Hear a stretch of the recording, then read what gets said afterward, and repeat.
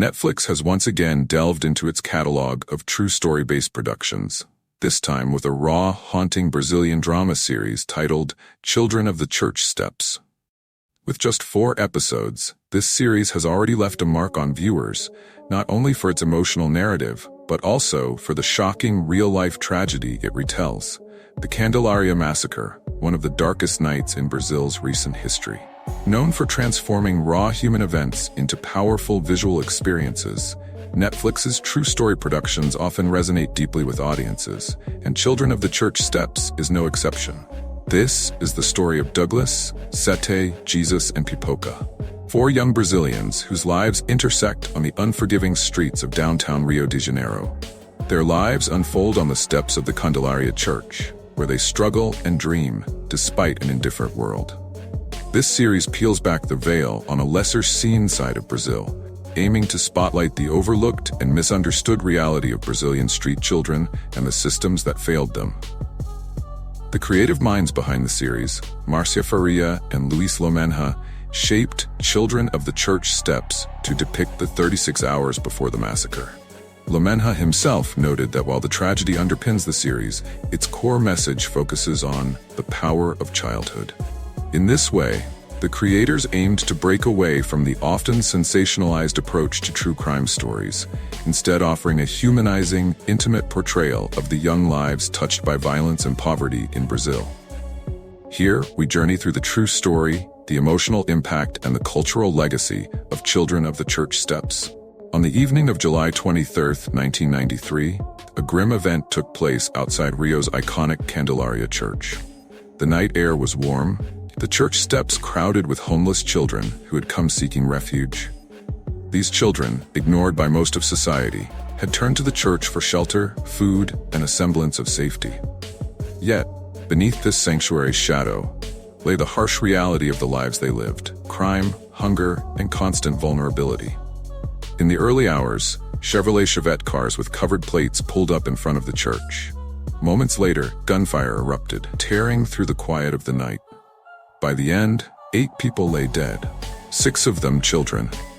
Many survivors described seeing members of the police among the attackers, a fact that later investigations confirmed. Though numerous officers were implicated, only 2 were ever convicted, underscoring a cycle of systemic corruption and unchecked violence that allowed such tragedies to go unpunished. The young protagonists of Children of the Church Steps, Douglas, Sete, Jesus, and Pipoca, are composites of real-life experiences of the homeless youth of Brazil. Each episode is dedicated to one of these characters, allowing us to follow their separate paths before they converge at the Candelaria Church. Douglas yearns to give his father a proper burial, Sete faces questions of sexuality, Jesus tries to find his identity amid the chaos, and Pipoca navigates the harsh streets as she clings to fragments of her lost innocence. These are not just faces. They are representations of Brazil's neglected youth. Children who were simply caught in the web of systemic negligence and social exclusion. The creators intentionally chose to humanize these children by focusing on their personal stories, dreams, and everyday battles. For example, Douglas's drive to honor his father in a society where he feels invisible brings viewers closer to understanding the struggles that these children faced. This choice to portray the massacre from the children's perspectives, without extensive commentary on the violence, makes the series more poignant. We are invested in them not because of the tragedy, but because of their humanity. To fully grasp the weight of the Candelaria Massacre, it's important to understand the social climate of Rio de Janeiro in the early 1990s. Brazil was emerging from a military dictatorship, and the transition left deep scars on society. Extreme poverty was rampant, and wealth inequality fueled frustration and crime. Street children, often orphaned or abandoned, were marginalized and viewed as a societal burden. As Rio's tourism grew, these children were pushed further to the margins, treated more as inconveniences than human beings with dreams and hopes. The church, founded centuries ago, became a gathering place for these children, drawn to its sanctuary and the small bits of aid it provided.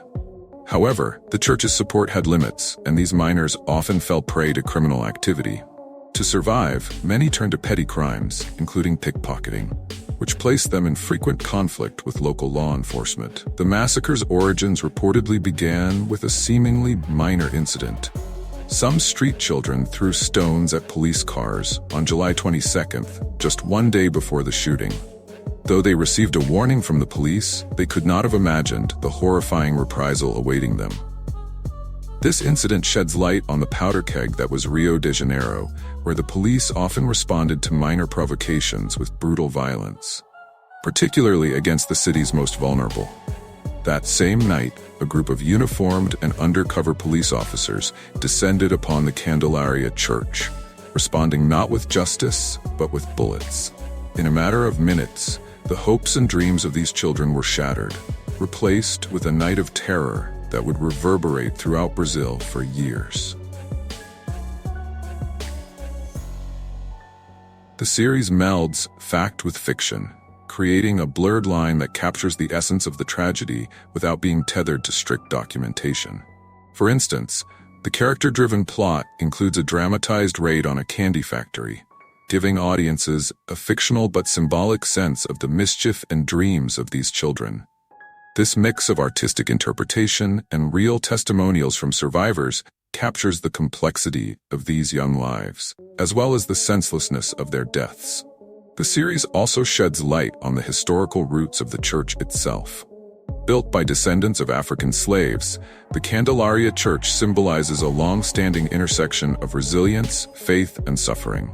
Yet, as the series subtly implies, tour guides often gloss over this painful heritage, focusing instead on the church's grandeur and religious significance. This omission mirrors the way society often overlooks or sanitizes uncomfortable truths. Faria and Lomenha have emphasized that this is not a story of violence, but rather a testament to the power of childhood. Despite the dire circumstances, the children in the series find solace in each other and moments of joy, showing that even amid extreme hardship, the human spirit endures. Their lives are filled with laughter, dreams, and aspirations, reminding viewers that each child lost that night was a world of potential, extinguished far too soon. By focusing on the last 36 hours of these children's lives, the series builds an intimate emotional connection that lingers with the viewer. The tragedy becomes not just a news headline, but a deeply personal story about innocence lost, dreams unfulfilled, and the devastating impact of societal neglect. The show's short 4-episode format creates a compressed but powerful storytelling experience. Each episode is a build-up to the tragedy that viewers know is coming, yet are powerless to prevent. This inevitability fuels a profound sense of frustration as the series forces us to confront our collective inability to protect the most vulnerable. By telling the story through the children's eyes, the series forgoes the documentary approach often found in true crime dramas.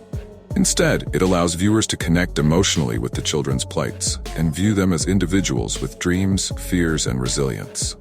This approach raises complex questions. How do we measure the value of lives lost? And what responsibility do we as a society bear in preventing such tragedies from recurring? In Children of the Church Steps, we are reminded that each one of these children was a person, not just a statistic. Their legacy calls on us to acknowledge Brazil's history of inequality and the unresolved issues that still affect marginalized communities. It's a call for empathy, for social reform, and for a deeper understanding of the systemic forces that allow such tragedies to occur. The story of the Candelaria massacre is not easy to watch or retell, but as the series so poignantly illustrates, the darkest nights can sometimes offer the most enduring lessons. In remembering these children, we are reminded of the fragility of human life, the resilience of the young, and the responsibilities we all share in building a world that values and protects the most vulnerable among us.